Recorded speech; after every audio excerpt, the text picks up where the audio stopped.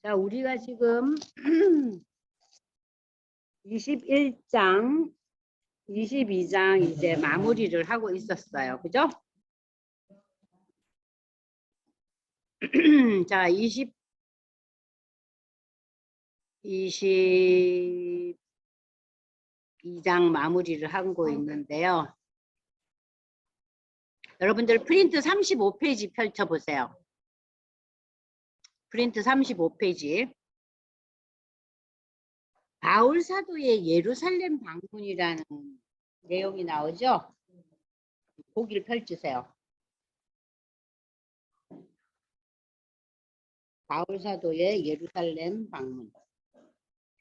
자, 바울이 예루살렘을 방문한 것이 지금 방문하고 있잖아요. 지금 현재가. 그러면 바울이 물론 이제 젊은 시절에 가말리엘의 문화생일 때 예루살렘에서 교육을 받고 있었지만 바울은 회심하고 난 뒤에는 다소에 있었고 그 다소에 있는 바울을 그리고 아라비아 사막에서 기도하고 있었죠. 그럴 때 다소로 찾아간 사람이 누구라 그랬죠? 바나바잖아요. 그래서 이 바나바가 그 바울에 대한 얘기를 다 알고 있고 그래서 바울을 이제 불러다가 안디옥에서 둘이서 이제 목회를 하는 거 아니에요. 안디옥 교회. 그러면서 이 안디옥 교회가 이제 선교의 교회로 이제 새롭게 거듭나잖아요. 이 바울과 바나바를 이렇게 파송하잖아요. 그러면 이 바울이 조금 전에 이제 이 유대 사람들한테 자기를 지금 간증하는 장면을 우리가 봤잖아요. 내가 어떤 환경에서 자랐고 내가 뭐 하던 사람이고 이렇게 얘기를 하잖아요. 근데 그 말을 듣고 사람들이 더 난리를 치잖아요. 다 죽인다고. 자, 그러면은 이 바울이 회심을 하고 난 뒤에 예루살렘 방문을 하는 그 방문이 지금 제가 여기 지금 35페이지 프린트에서 설명을 하고 있는데요. 보세요. 1차 방문은 바울이 이제 예수님의 부르심을 받고 회심 이후 예루살렘 교회 지도자들과 처음 신앙의 교제를 나누는 것이 그 회심 사건 이후에 1차 방문이 9장에 나와요. 그리고 이제 두 번째 이제 이 예루살렘 방문은 예루살렘에 내려진 그 흉년으로 인해서 궁핍한 예루살렘 교회를 위해 안디옥 교회 성도들이 헌금한 것을 전달하려고 바울과 바나바가 예루살렘을 방문하는 게 두 번째 방문이에요. 그리고 이제 세 번째 방문이 이제 이방인들의 그 할례 문제, 이방인들이 할례 받아야 되느냐 말아야 되느냐, 유대의 전통을 따라야 되느냐 말아야 되느냐 가지고 왈가왈부하고 문제가 생기니까 예루살렘에서 이제 회의가 소집됐자 그랬죠. 그것이 그 유명한 사도행전 15장의 예루살렘 공의회, 기독교 역사상 첫 번째 종교 회의예요. 신앙에 대한 회의가 이제 여기서 열렸죠. 그래서 여기에 참석하려고 바울이 바나바와 함께 세 번째 예루살렘을 방문해요. 그리고 이제 4차 방문이 18장에 나오는 예루살렘에 가서 이제 교회가 어떤가 하고 안부를 묻는 장면, 이때 잠시 갔었어요. 그리고 지금 우리가 지금 보고 있는 이 장면이 5번째 방문이에요. 그러니까 21장에 나오는. 그런데 5번째 방문에서도 여전히 어때요? 할례와 율법을 주장하는 유대 그리스도인들도 있었고 또 극렬한 유대인들도 있었잖아요.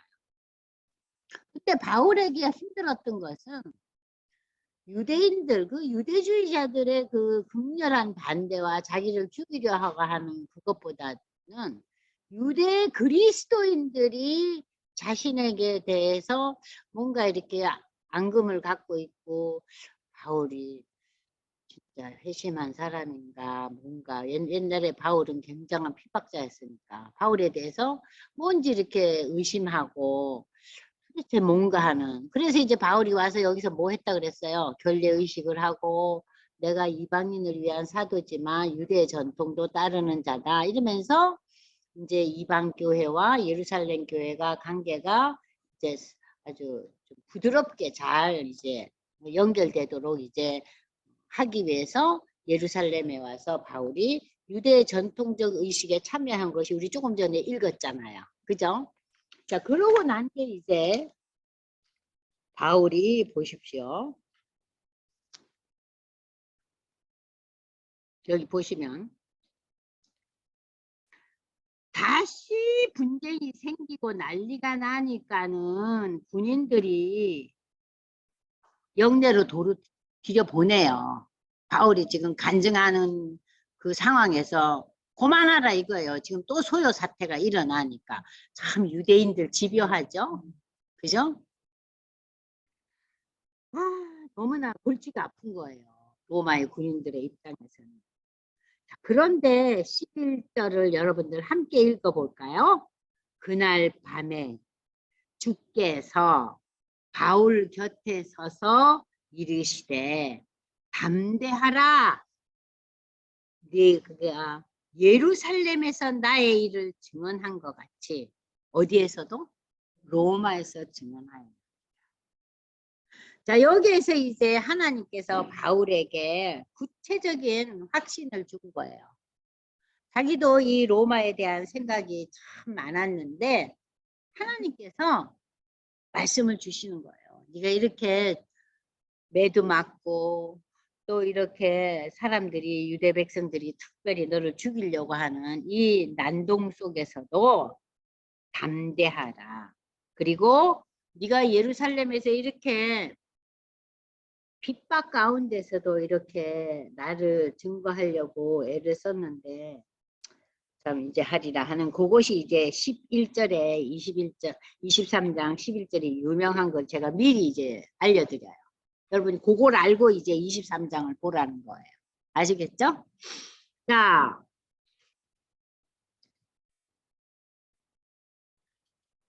이튿날 천부장은 30절 돌아갑니다. 22장 맨 마지막 절. 유대인들이 무슨 일로 그를 고발하는지 진상을 알고자 하여 그 결박을 펴고 명하여 제사장들과 온 공회를 모으고 바울을 데리고 내려가서 그들 앞에 다시 세웁니다. 자, 이번에는 어디에서 세우는 거예요? 사내들인 공회에서 세우는 거예요. 사내들인 공회. 사내들인 공회에 세우는 거예요. 첫 번째는 유대인들 앞에 세웠더니 난리가 났잖아요. 그래서 이제 유대의 그 요즘으로 말하면 국회예요. 사법기관이고 입법기관이고 모든 걸 다 아는 유대의 그 사내들인 공회에서 이 바울을 세웁니다. 그것이 23장이에요. 여러분들이 구별이 되시죠?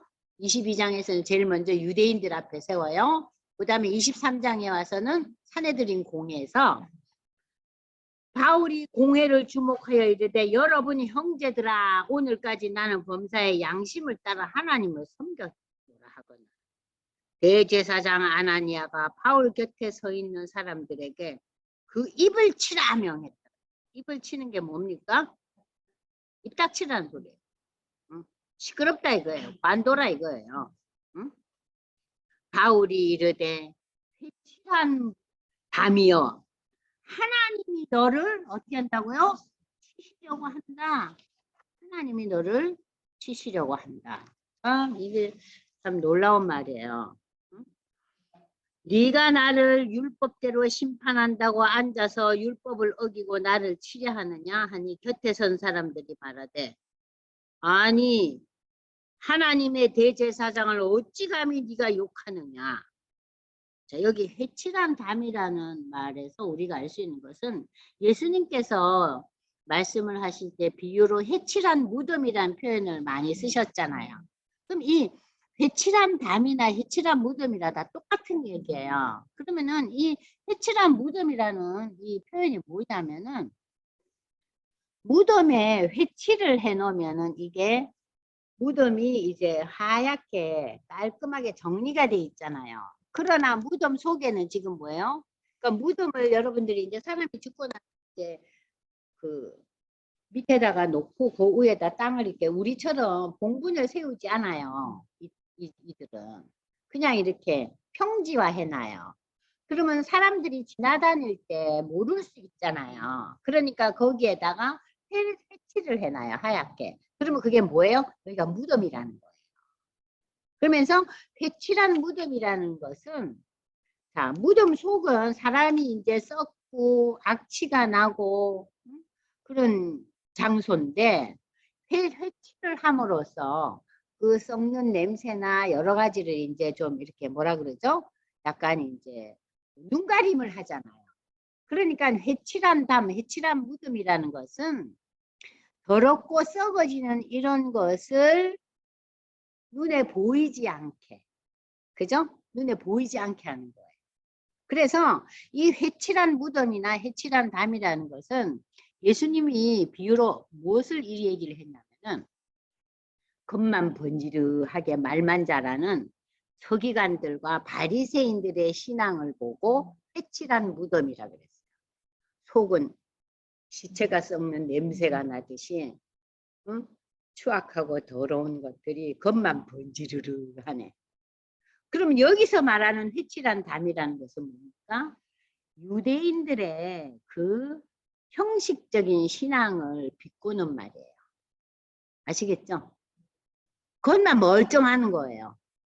겉만. 그래서 유대인들이 뭐 예수님이 그 기도할 때 그러잖아요. 야,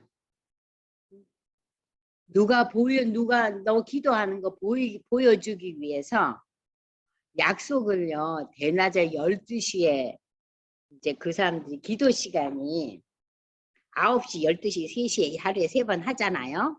그러면은 약속을 12시 한 12시 정도에 하는 거예요. 12시 한 10분이나 반 정도에 하면은 이 본인이 기도하고 있는 거예요. 그럼 이제 친구가 와요. 응? 너 뭐하냐? 아니, 나 지금 기도 시간에 기도하는 거야. 그럼 뭐죠? 자신의 그 기도하는 것을 사람들에게 보여주기 위해서. 유대인들에게 그런 무리들이 많이 있었다는 거예요. 그것을 지금 바울이 빗대서 예수님이 쓰시던 표현을 그대로 하고 있는 거예요. 회칠한 담, 회칠한 무덤. 똑같은 내용의 얘기예요. 그런데 이것도 처음에 참 이해가 어렵더라고요. 왜냐하면 우리가 유대의 전통과 문화를 모르기 때문에. 자, 보십시오. 바울이 회칠한 담이여. 하나님이 너를 칠 거야. 네가 나를 율법대로 심판하라고 앉아서 율법을 어기고 나를 치라 하느냐니, 곁에 선 사람들이 어떻게 하나님의 대제사장에게 네가 욕설을 뽑았느냐. 바울이 이르되 형제들아 나는 그가 대제사장인 줄을 알지 못하느냐. 기록하였을 때 너의 백성의 관리를 비방하지 말라 하였느니라. 바울이 그중 일부는 여기 모여있는 사내들인 공회의 일부는 사두개인이고 일부는 바리새인이고, 그들이 공회에 외쳐 이르되 여러분 형제들아, 나도 바리새인이었어. 바울이 나도 바리새인이었어. 또 우리 부모도 바리새인이었어. 그래. 그래서 우리는 죽은 자의 소망 곧 부활로 말미암아 내가 신문을 받았다. 그러니까 이 바리새인가요 사두개인의 이 차이를 설명하기 위해서 바울이 두 부류의 사람을 다 지금 얘기하고 있는 거예요. 왜냐? 바리새인은요, 부활도 믿고 천사도 믿었어요. 그러니까 영적인 존재, 내세에 대해서 인정했어요. 바리새인들은. 그러나 사두개인들은 내세, 천사, 부활 이걸 다 거부했어요. 바리새인들은 오로지 이 땅에서 부를 취하고 출세를 하고 영광을 누리는, 그러니까 아주 현실적인 현세주의자들이에요. 그러니까 이들이 다 유대인들이었지만 그 신앙관이 아주 극에서 극이었어요. 그래서 이 사두개인과 바리새인들이 왼수처럼 지냈어요. 예. 왜냐하면 저들의 그 종교관이 달랐기 때문에. 유대인이지만. 자, 그런데 이 바울은 사두개인과 바리새인 중에서 나는 바리새인이었다 이거예요. 그 말을 한즉 바리새인과 사두개인 사이에 다툼이 생겨 무리가 나누어집니다. 왜 다툼이 생겼겠어요? 두 사람, 두 부류가 다 하나는 현실주의자들이고 한 부류는 대세를 받아들이는 사람. 이는 사두개인은 부활도 없고 천사도 없고 영도 없다고 바리새인은 다 있다 합니다. 크게 떠들 때 저들끼리 싸움이 난 거예요. 바리새인 편에서 몇 시간이 일어나 다투어 이르되 우리가 이 사람을 보니 착한 것이 없도다. 혹 여기나 혹 천사가 그에게 말하였으면 어찌하겠느냐 하여 그것 때문에 또 분쟁이 또 생기는 거예요. 바리새인들은 이 사람이 바리새인 출신이래. 뭐 이 사람이 뭐 그렇게 악하고 나쁜 짓 한 것도 없는데 이거 무슨 일이야 하는 거예요. 유대인들 중에서 바리새인 무리들이. 그걸 가지고 또 큰 분쟁이 생겼어요. 누구와 누구 사이에? 바리새인과 사두개인 사이. 그랬더니 천부장이 바울이 그들에게 찢겨질까요? 군인을 명하여 내려가 무리 가운데서 빼앗아 가지고 영내에 들어갔어요. 그러니까 이제 이 바울은 교도소는 아니지만 감옥은 아니지만 엉뚱하게 로마에 그 군인들이 있는 영내에 들어가 있는 거예요. 그날 밤 하나님께서 바울 곁에 이르시되 뭐라 그래요?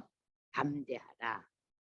네가 지금 이 예루살렘에 와서 죽음을 각오하고 나를 증언하듯이 너는 앞으로 어디로 간다고요? 로마로 가요. 그러니까 바울의 그 파이널 선교지는 어디예요? 로마라는 거예요. 그러면서 이 하나님께서 환상 가운데서 말씀으로 나타나셔서 바울에게 두려워하지 말라는 거예요. 너는 네 갈 길을 갈 것이다. 내가 인도할 거라는 얘기. 참 놀라운 하나님의 계획이잖아요. 하나님의 놀라운 계획이죠. 그죠?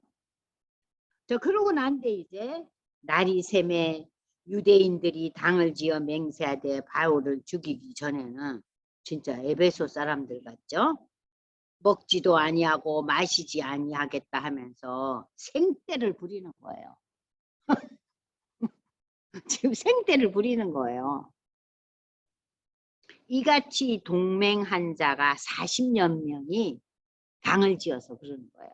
나는 이 사람 죽이기 전에는 먹지도 않고 여기서 그냥 계속 버티고 있을 거라는 거예요. 데모를 하는 거예요.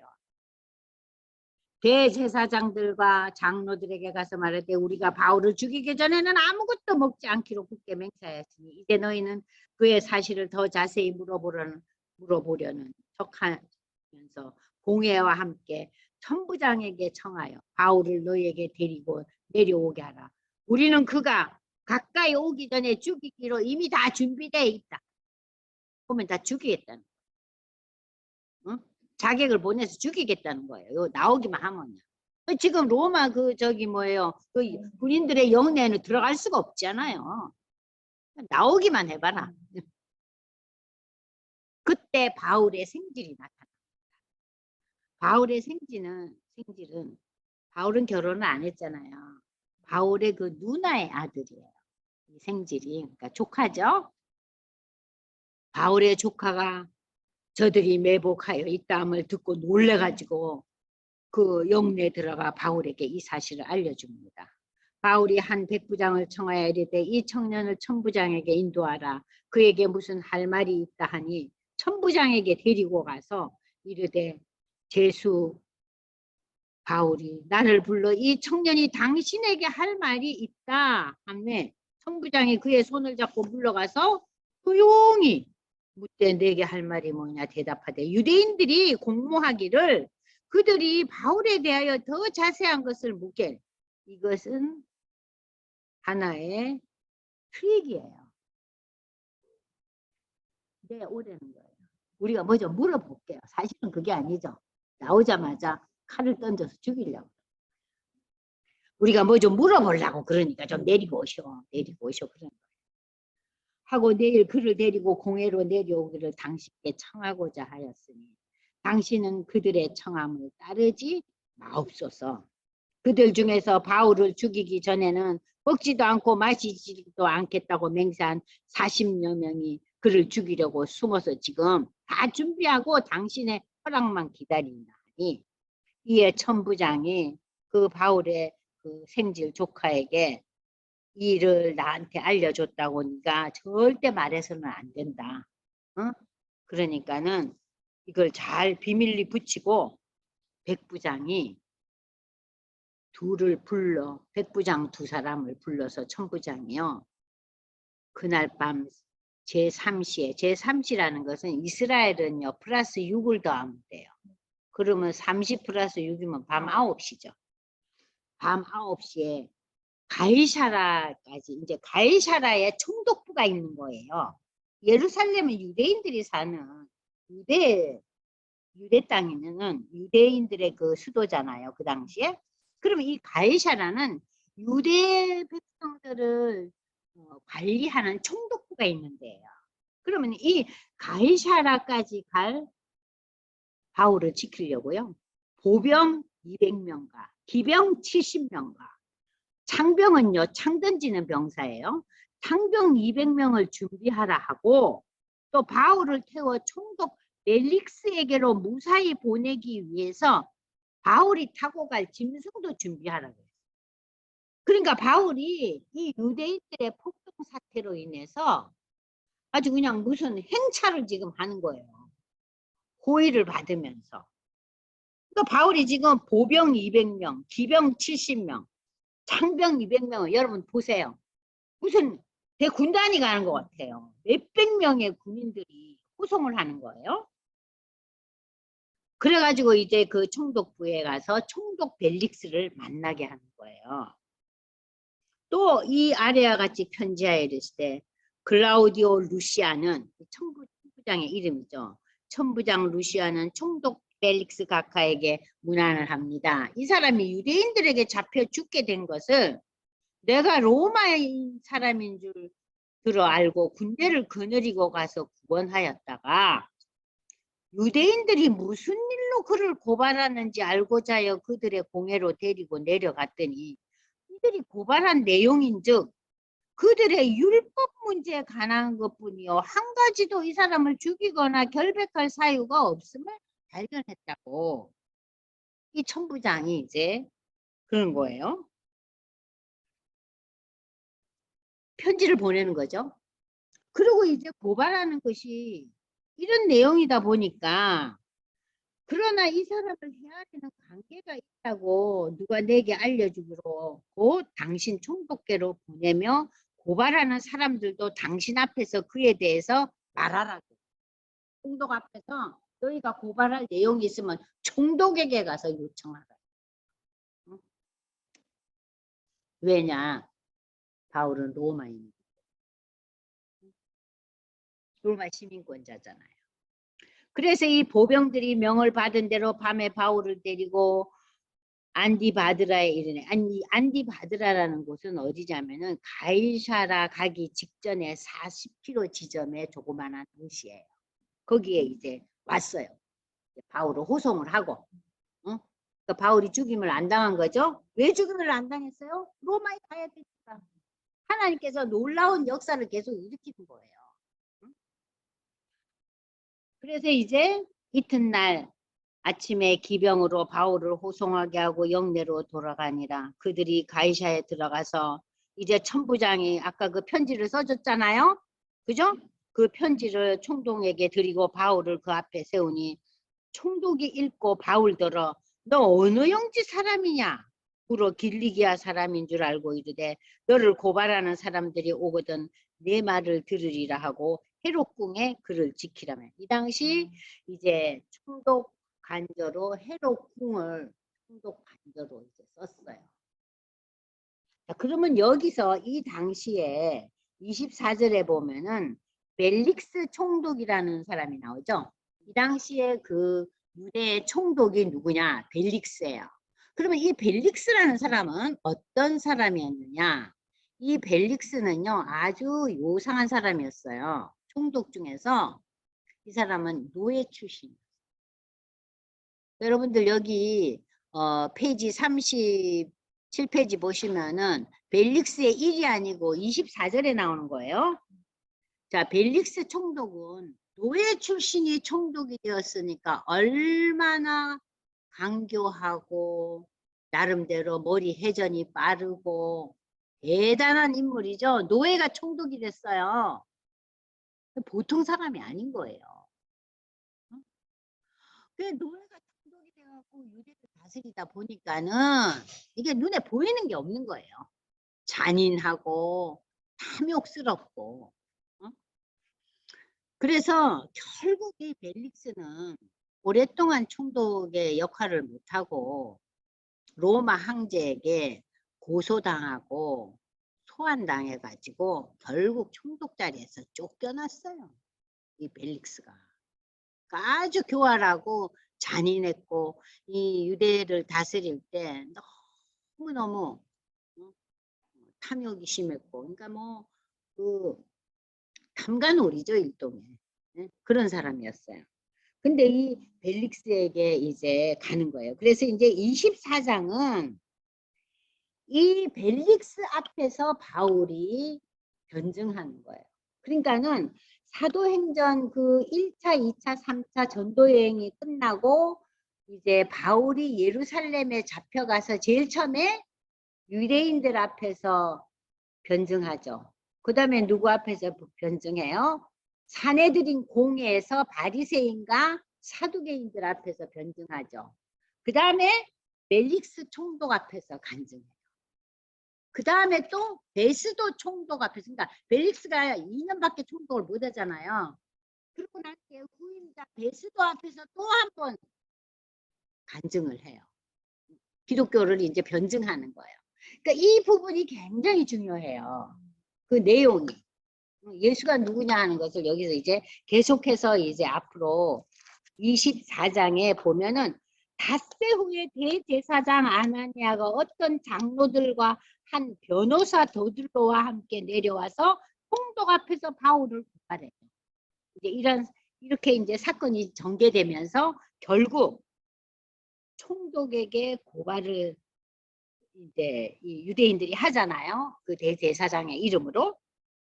그러니까 이 시대는 여러분들 이 로마의 시민권을 가진 자는 함부로 할 수 없기 때문에 이러한 과정을 다 거쳐가요.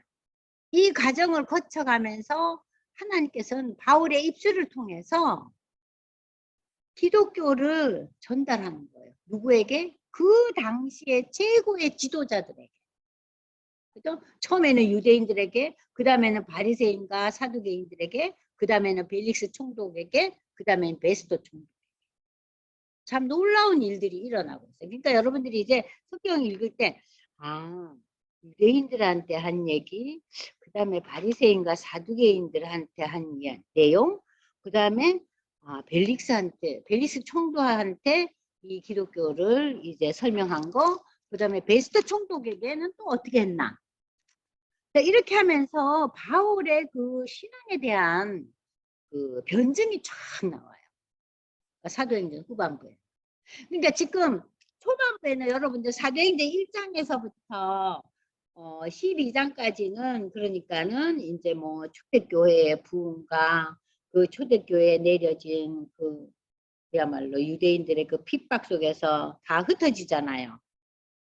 흩어지는 가운데서 이제 그 베드로와 요한이 설교하고, 그죠? 그런 장면들 속에서 이제 뭐 너무 교회가 이제 성장하니까 그 교회 성장을 통해서 여러분 기억나시죠? 7 집사를 선출하잖아요. 그죠? 그리고 선출된 집사들 가운데서 스데반이 간증하죠? 스데반이 죽잖아요, 그때. 그죠? 그러고 난 뒤에 바울이 등장하죠.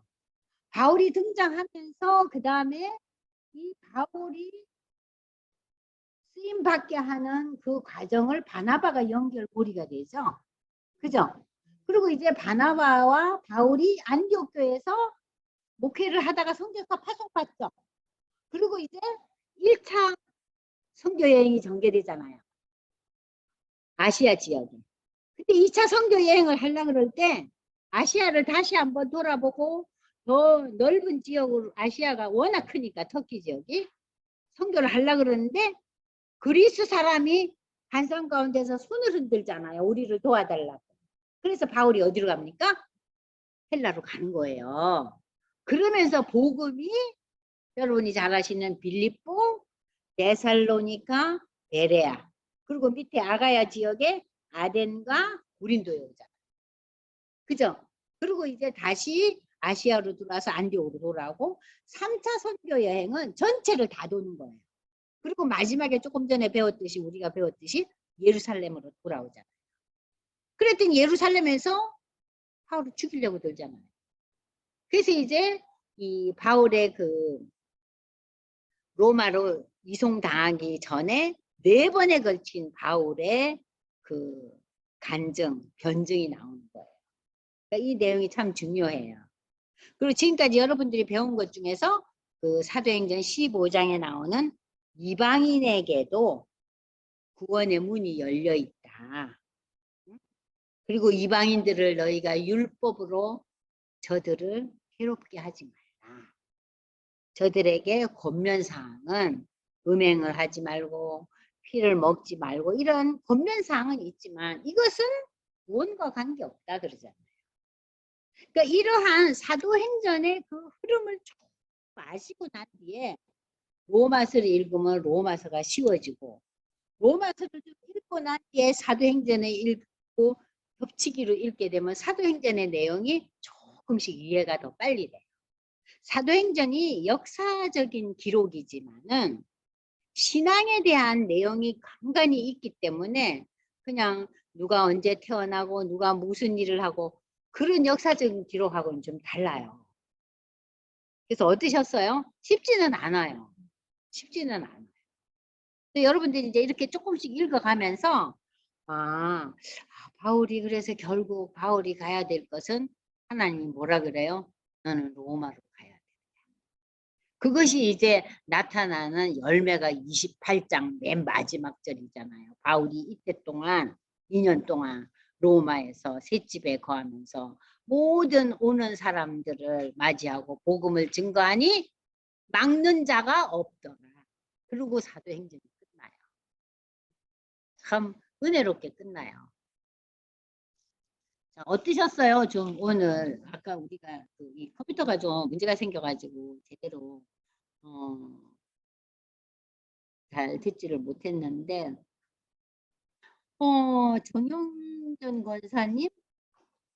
정현전 권사님 어디 가셨어요? 음소거 해제 네, 잘 들으셨어요?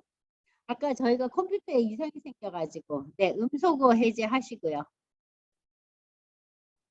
네, 음소거 해제 네네 됐어요. 조금 정리가 되셨어요?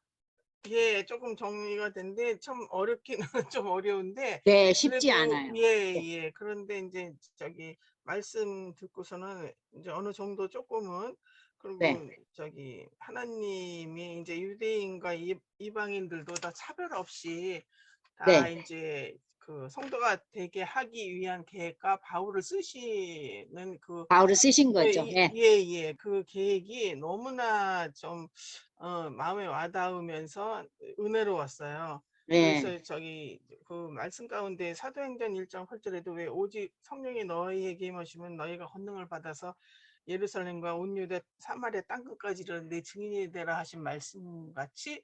바울을 이제 그 하나님의 증인으로 세우셔가지고 네. 역사에 가시는 이 과정 하나하나가 참 네. 은혜로우면서 놀라웠다 이렇게 느낌이 오네요. 그렇죠. 굉장히 네, 놀라운 사건이에요. 네, 네, 그러니까 이제 사도행전을 읽으면 그 기독교, 초기 기독교가 어떠했는가. 그 핍박 속에서 막 이제 스테반도 죽고 야고보 사도도 죽고 하잖아요. 결국 이 베드로와 바울도 다 순교당해요. 네, 그러니까 바울도 2년 동안 그 자기 셋집에서 복음을 전하다가 이제 자유의 몸이 돼요. 그리고 나한테 자유롭게 복음을 들고 가다가 다시 투옥돼요. 이 시대가 네로 황제 시대예요. 네, 그래서 바울이도 결국은 그 감옥에 투옥된 지 2년도 안 돼서 이제 바울도 죽죠. 순교당하고 베드로도 죽고 베드로가 먼저 이제 순교당하고 그리고 이제 바울도 이제 순교당하고 그리고 수많은 사람들이 다 순교당하고 순교당하지 않고 이제 끝까지 살아남은 사람은 사도 요한이에요. 그래서 하나님께서 사도 요한을 통해서 뭘 남겨주셨어요? 요한계시록을 남겨주신 거예요. 그러니까 마지막 12사도 마지막까지 살아 있었던 분이 사도 요한. 그래서 우리에게 남겨진 게 계시록이에요. 그러니까 그런 이런 역사적인 그 사도들의 발자취의 흐름을 보면서 하나님의 그 놀라운 계획하심과 다스리심을 우리가 이제 이렇게 놀래면서 알게 되죠. 네. 그래서 이 사도행전이 처음 읽지 않고 뭐 설교도 많이 들었고 또 여러 가지 이렇게 단편적으로 읽기는 했지만은 사도행전의 1장부터 28장까지 그 전체적인 흐름을 보면서 읽어갈 때 훨씬 더 은혜롭고, 와, 이거는 그야말로 우리가 뭐 TV에서 그 역사 사극들 하잖아요. 그잖아요. 뭐 50주, 뭐 60주 하면서 그 중국의 그 대하 드라마는 뭐 몇백 주를 하고 그러더라고요. 굉장하더라고요. 그러니까 저는 그래서 사도행전도 그렇게 한번 만들어 보면 어떨까. 네. 사도행전 1장부터 28장은 그거를 그러니까 뭐 챕터 1, 1장, 챕터 2, 2장 이렇게 해가지고 쫙 사도행전을 만들어 보면 어떨까. 너무나 그러면 우리가 이렇게 그 사도행전 1장부터 28장까지 이렇게 읽을 때 우리가 처음 이제 성경을 읽고 여러 번 읽어도 잘 마음에 와닿지 않고 가다가 막히고 하는 것이 유대 나라의 그 특징의 그 문화와 그 시대적인 배경, 그리고 여기가 지금 우리나라 삼천리 팔도강산이 아니잖아요. 그죠? 유대 땅과 그리고 오늘날 터키 땅과 그리스 땅이에요. 그러니까 뭐 이름도 생소하고 이런 지역에 여러 가지가 이제 부딪혀 오기 때문에 우리에게 쉽지가 않은 거예요. 아니 외국 사람들한테 우리나라 무슨 뭐 이조시대 때 스토리로 된 책 읽어보라 그러세요. 이해하기 쉽겠는가? 어렵죠. 그잖아요. 그러니까 여러분들이 이해하기가 조금 어렵고 쉽게 넘어가지지 않는다는 거에 대해서 너무 그것을 뭐 두려워하거나 힘들어 하실 거 없어요. 당연해요. 우리와 문화가 다르고 우리와 그 배경이 다르잖아요. 그렇기 때문에 쉽지는 않아요. 지금 이제 정 권사님도 참 은혜롭긴 하지만 쉽지 않다는 표현을 해주셨는데 사실 쉽지 않아요. 제가 이 강의를 사도행전 강의를 몇 번 했거든요. 근데 할 때마다 너무 은혜로워요. 오늘 그러면 저희는 23장까지 했잖아요. 그래서 다음 주에 24, 25, 26장 이제 계속해서 할 겁니다. 그러니까 너무 하루에 많이 하면 여러분들이 또 힘들어 하시고 오늘도 꽤 많이 했거든요. 그러니까 이걸 한번 다시 한번 읽어보시고 제가 다음 주 시간이 시작되기 전에 오늘 말씀의 나눔 요거를 지금 잠깐 간단히 하고 끝낼게요. 왜 바울은 자신이 로마의 시민임을 밝힙니까? 네. 네. 그러니까 자신이 로마인이라는 것을 분명하게 밝히잖아요. 그것을 뭐 내가 로마 시민이다 하고 이렇게 막 의식되면서 하지 않아요. 왜냐하면은 정당한 재판을 받고 정당하게 자신이 이 대접을 받으려고 그러는 거죠. 그리고 두 번째는 이 바울이 자신이 로마의 시민임을 밝히는 과정을 통해서 우리가 알 수 있는 게 뭐예요? 하나님과 하나님께서의 그 뜻하심과 인도하심이 있었구나 하는 걸 우리가 아까 알았잖아요. 바울아 두려워하지 말거라. 네가 유대 땅에 이렇게 예루살렘에서 복음 증거했지만 앞으로 너는 어디로 간다고? 로마까지 가야 된다.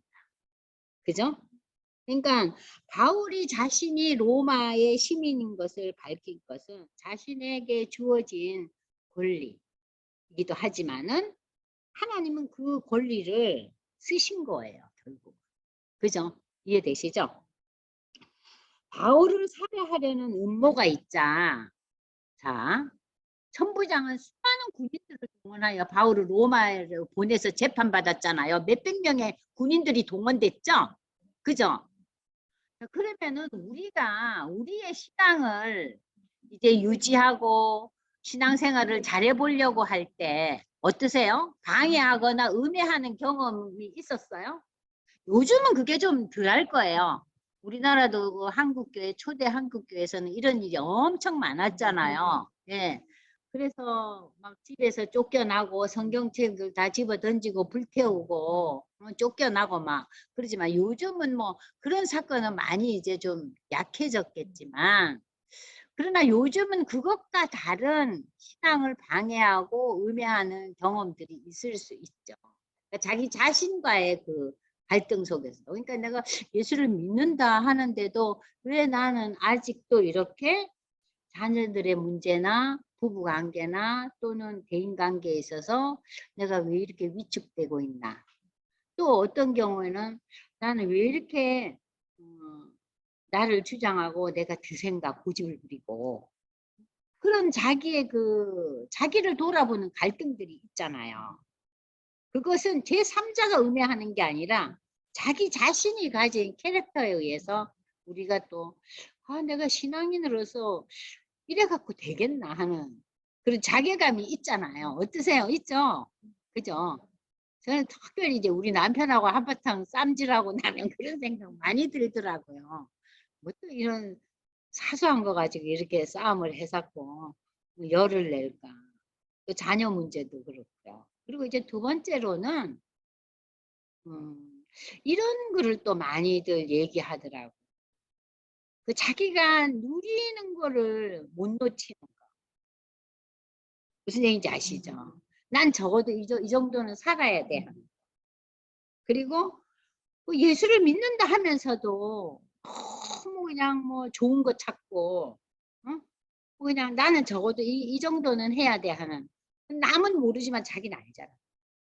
그럴 때 오는 또 내가 예수를 믿는데도 아직까지 왜 이렇게 사치를 떨고 왜 이렇게 남하고 나는 달라야 된다는 이런 생각이 아직도 나한테 너무 많네 하면서 또 갈등이 오죠. 그리고 또 뭐 어떤 경우엔 또 너무 이제 그 부에 대한 집착, 명예에 대한 집착 이런 것들 있잖아요. 특히 남자들은 명예에 대한 욕망이 많잖아요. 그죠? 그리고 자식들에 대한 우리의 또 욕망들. 적어도 얘는 이렇게 돼야 되는데 하는 거. 그죠? 그런 것이 또 우리의 신앙을 방해하기도 하고 내 스스로 음해하는 경우가 있잖아요. 그죠? 전 사실 자기 자신의 문제가 더 우리에게 더 힘들지 않아요? 제3자가 그러는 거는 저는 좀 무시해요. 그죠? 근데 오늘날 우리 시대에는 참 내 자신 스스로가 가진 여러 가지 그 캐릭터들에 의해서 우리의 신앙이 방해받고 음해받는 그런 경우들이 있지 않는가. 그럴 때 이제 우리가 다시 한번 또 성경으로 돌아가고 다시금 기도의 시간을 갖고 그래서 제가 오늘 아침에 어떤 목사님의 그 주기도문 그 설교를 들으면서 굉장히 은혜를 받았는데요. 그 주기도문을 우리가 참 힘들고 내 스스로가 이렇게 감당이 안 될 때, 어려울 때 주기도문을 그렇게 반복해서 기도를 해보라고 그렇게 얘기하시더라고요. 그래서 어떤 그 집사님이 오셨는데 기도를 너무 잘 안 되고 기도를 못 하겠다 그래서 그 목사님이 오늘부터 가셔서 매일같이 주기도문을 아침 저녁으로 10번씩 암송하라 그랬대요. 그러더니 어느 날 기도하게 되더래요. 주기도문 하면서. 여러분들도 이런 문제 있을 때 주기도문을 한번 계속해서 암송하래요. 그럼 하나님께서 특별한 지혜를 주시고 기도의 문을 열어주신다고 그러더라고요. 자, 그러면 오늘 기도하고 끝낼까요? 네. 하나님 아버지, 사도행전 이제 후반부를 읽어가면서 특별히 우리가 바울의 생애에서 많은 도전을 받습니다. 결국 바울의 생애도 하나님의 일방적인 은혜였습니다. 하나님 우리의 삶도 하나님의 은혜 가운데 있음을 믿습니다. 이 은혜를 은혜답게 우리가 받아들이고 감사하며 하나님 앞에 나아가는 저희가 될 수 있게 축복해 주시옵소서. 이제 사도행전 남은 2주 동안도 우리가 마무리 잘 해서 이번 학기 동안 초대 예루살렘 교회와 또 선교의 비전을 가졌던 그 안디옥 교회에서의 그 놀라운 비전들이 우리 개개인과 또 우리 교회들을 통해서 오늘날에도 계속 성령의 역사가 이어져 갈 수 있도록 하나님께서 도와주시옵소서. 오늘도 귀한 시간 주심을 감사드리며 예수님의 이름으로 기도드리옵나이다. 아멘.